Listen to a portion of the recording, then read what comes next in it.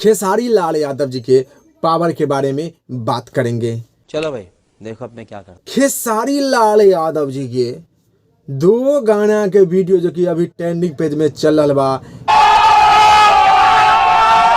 खेसारी लाल यादव जी के 2 गाना के वीडियो जो कि 1 नंबर ट्रेंडिंग पेज में और 2 नंबर ट्रेंडिंग पेज में चल रहा बा म्यूजिक वाला सेक्शन में।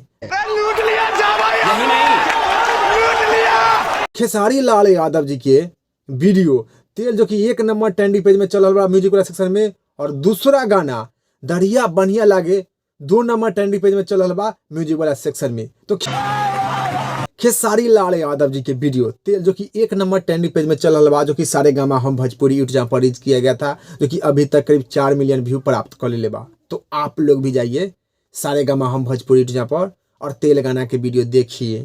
ठीक है समझिए। तेल गाना के वीडियो जो कि बहुत ही अच्छा, बहुत ही बेहतरीन बा। वीडियो क्वालिटी भी बहुत ही अच्छा, बहुत ही बेहतरीन बा। तेल गाना के वीडियो में खेसारी लाल यादव जी और यामिनी सिंह बहुत ही अच्छा, बहुत ही बेहतरीन डांस भी किए हैं। तो आप लोग भी जाइए सारेगामा हम भोजपुरी यूट्यूब पर और तेल गाना के वीडियो देखिए, और देखने के बाद नीचे कमेंट बॉक्स में बताइए कि आप लोगों को देखने में कैसा लगा। ठीक है समझिए। 2 नंबर ट्रेंडिंग पेज में खेसारी लाल यादव जी के वीडियो चल रहा बा दरिया बढ़िया लागे, जो खेसारी म्यूजिक वर्ल्ड पर रिलीज किया गया था।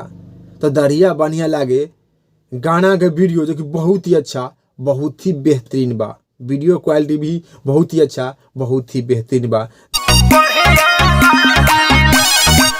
तो दरिया बढ़िया लागे गाना के वीडियो आप लोग नहीं देखे हैं तो आप लोग भी जाइए खेसारी म्यूजिक वर्ल्ड पर और देखिए, और देखने के बाद नीचे कमेंट बॉक्स में बताइए कि आप लोगों को देखने में कैसा लगा। ठीक है समझिए। खेसारी लाल यादव जी के 2 गाना के वीडियो जो कि ट्रेंडिंग पेज में चल रहा बा 1 नंबर और 2 नंबर पर। Bye bye tata good bye गया।